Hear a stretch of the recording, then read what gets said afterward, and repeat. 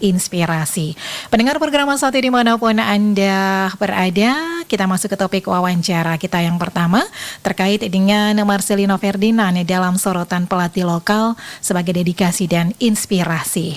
Pendengar, gemuruh kemenangan atas unggulnya Indonesia melawan Arab Saudi menggema di Stadion Utama Gelora Bung Karno Selasa malam 19 November 2024. Saat ini Marcelino Ferdinand kini menjadi perbincangan masyarakat Indonesia, khususnya penggemar sepak bola ya, di mana dalam gol pertamanya dihasilkan dari umpan cantik diberikan Ragnar Oratmangun. Marcelino dengan cekatan mampu mengolah umpan tersebut dan melakukan tembakan indah dalam kotak penalti. Pendengar, lalu siapakah sebenarnya Marcelino yang tengah menjadi perbincangan masyarakat se-Indonesia ini? Dan Marcelino Ferdinand dalam sorotan pelatih lokal Kabupaten Ngada, Bapak Kletus Marcelinus Gabe sebagai coach PSN Ngada. Kita akan memperbincangkan pagi hari ini. Pendengar, saya sapa terlebih dahulu untuk Bapak Kletus. Selamat pagi Pak Kletus. Selamat pagi. Salam olahraga. Salam olahraga bersahabat. Baik, Pak Kletus, ini menarik ya, dalam pertandingan siaran langsung Indonesia bersama Arab Saudi pada tanggal 19 November 2024 kemarin. Di benak Anda ketika Anda melihat pertandingan Indonesia melawan Arab Saudi, ini sebenarnya apa nih Pak Kletus? Pertama tentu sebagai warga negara Indonesia ya, kita berbangga luar biasa. Saya tidak peduli dengan banyaknya kritikan tentang program naturalisasi dan sebagainya yang masih ada pro kontra di kalangan pegiat sepak bola di Indonesia, tapi hasil ini bagi saya itu sebuah pencapaian yang luar biasa. Walaupun sebagai pelatih saya sering mengatakan bahwa tidak ada pencapaian yang benar-benar berada pada puncak, karena kita akan harus terus berjuang untuk mencapai atau mengalahkan capaian-capaian yang sudah kita peroleh di pertandingan-pertandingan sebelumnya. Bagi saya ini lompatan hasil yang luar biasa. Kita tidak pernah menang dengan Arab Saudi, dan ini bisa jadi modal yang sangat bagus untuk kita bisa memilih apakah lolos langsung dari ronde ketiga atau kita akan terus di ronde yang keempat. Baik. Demikian. Baik. Nah, dari gaya permainan Marcelino sendiri Anda melihatnya seperti apa nih Pak Kletus?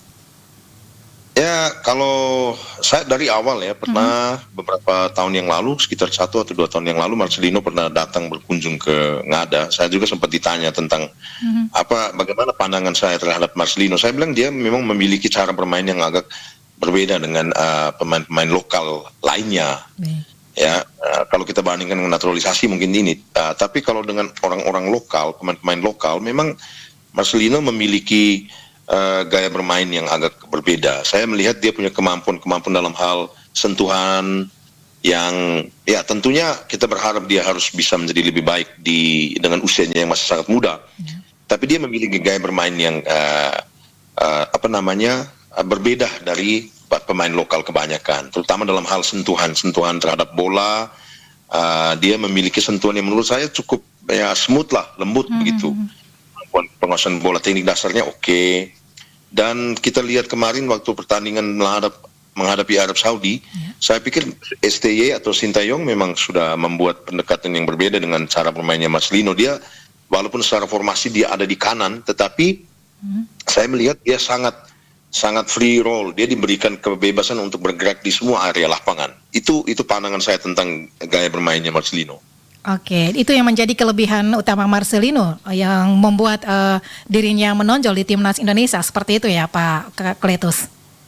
Iya, saya sepakat bahwa itu kelebihan Marcelino, dan pelatih dalam hal ini dia harus bisa memaksimalkan setiap kemampuan pemainnya untuk kemudian menemukan apa game model yang cocok dengan komposisi pemain saya yang ada. Dan saya pikir kemarin STY sukses membuat sebuah pendekatan bermain yang sesuai dengan kemampuan pemain-pemain yang dia miliki dan tipikal lawan yang dia hadapi. Dan saya pikir hasil itu menjadi gambaran bahwa Sintayong dan pemain-pemain kita di dalam lapangan sudah menjalankan rencana atau taktikal atau plan taktikal yang dibuat, dan hasilnya kita meraih hasil positif dengan kemenangan 2-0 itu luar biasa.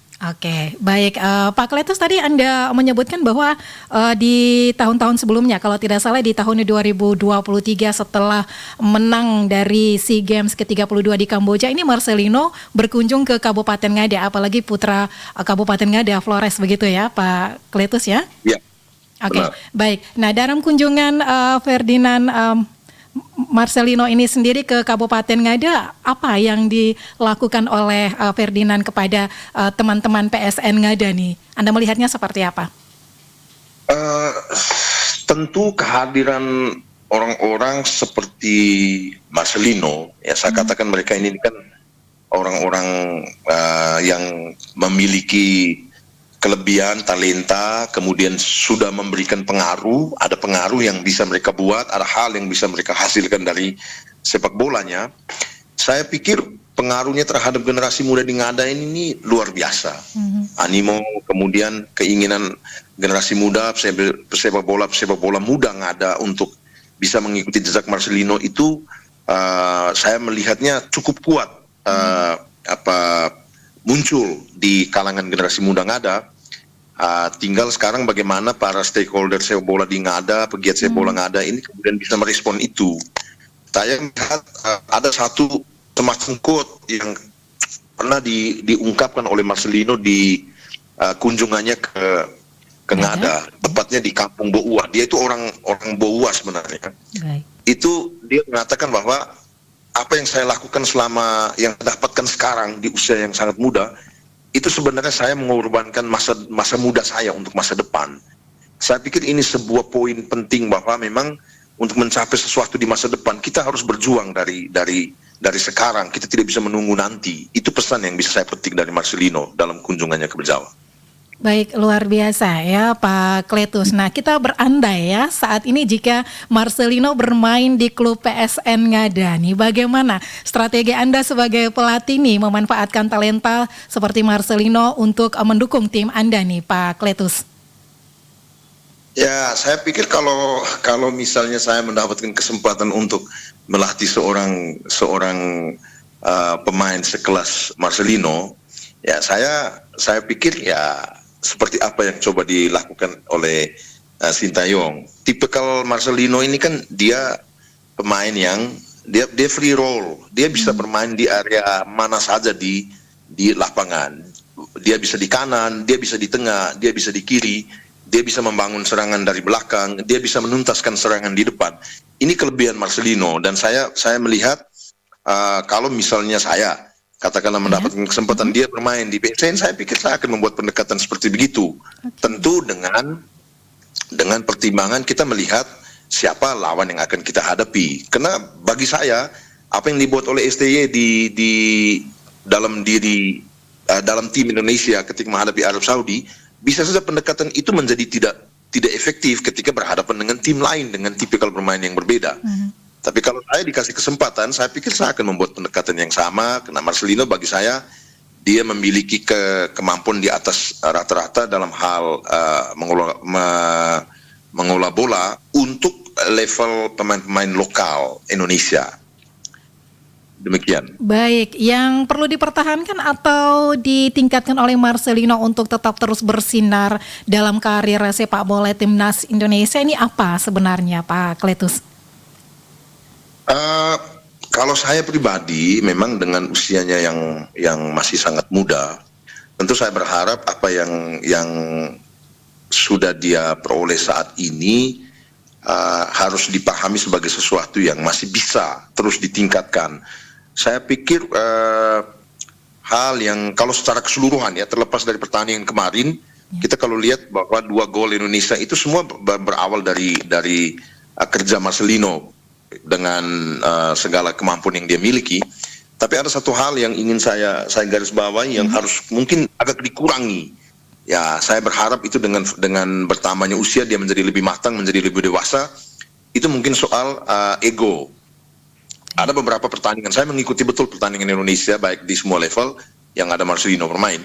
Dia harus bisa sedikit menekan egonya untuk bisa membuat keputusan-keputusan yang tepat di momen-momen tertentu. Karena ada beberapa situasi yang menurut saya harusnya bolanya itu tuh dia oper, dia memaksakan untuk syuting, harus ada bolanya yang harus dia syuting, tapi dia masih berusaha untuk mau melakukan aksi-aksi tertentu. Itu yang mungkin menjadi catatan soal decision makingnya, keputusan, membuat keputusan kapan ketepatan membuat keputusan, itu yang saya pikir harus terus dia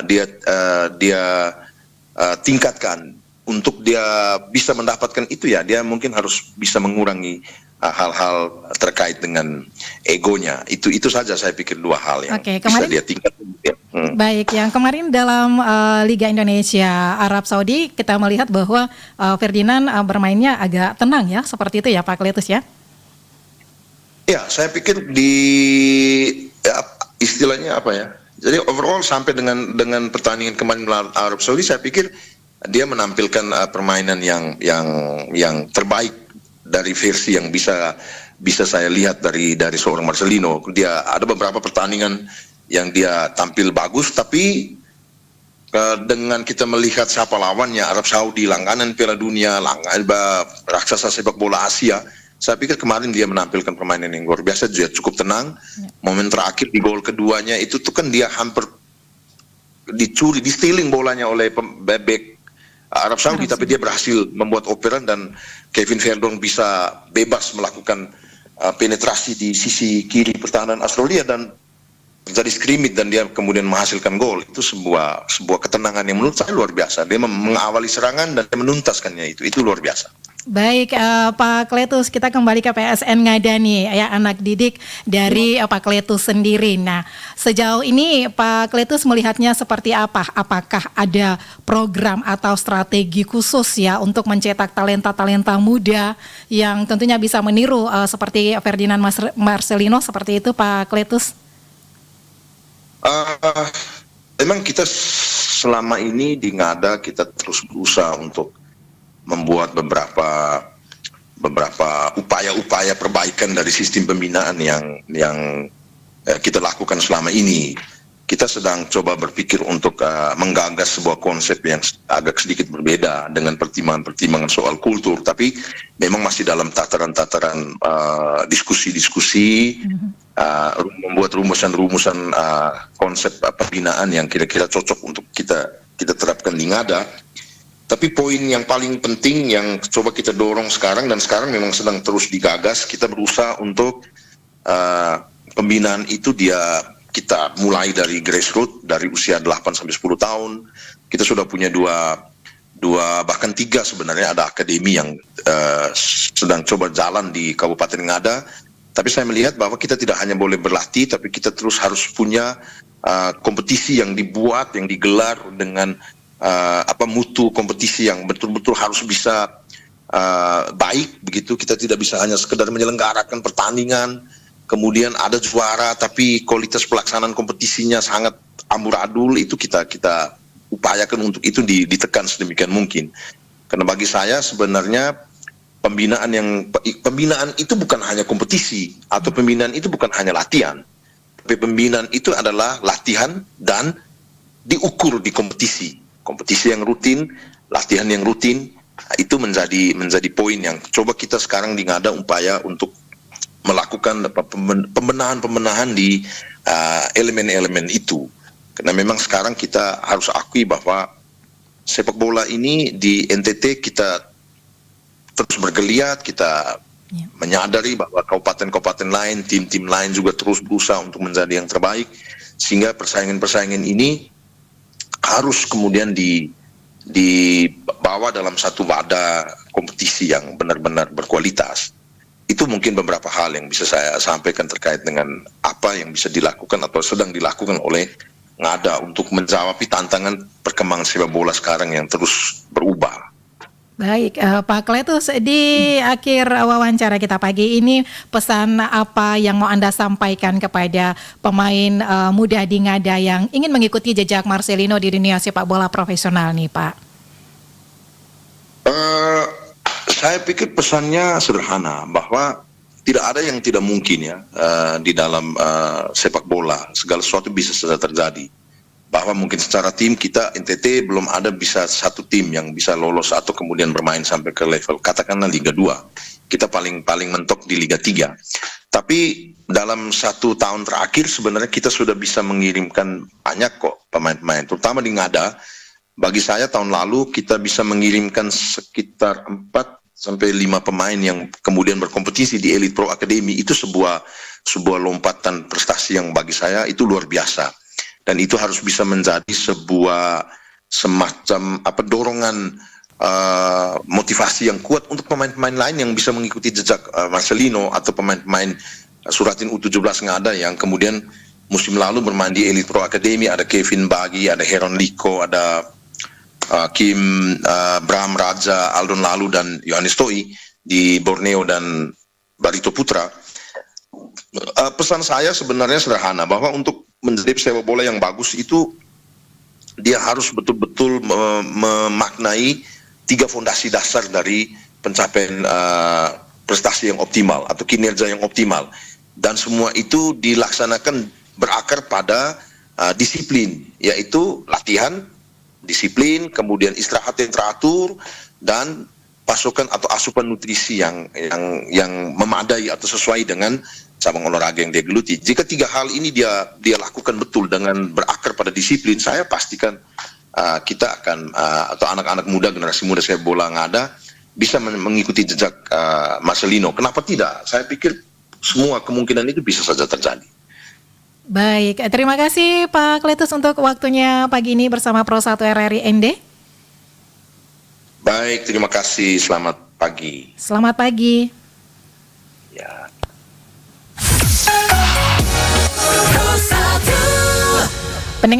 Pendengar RRI di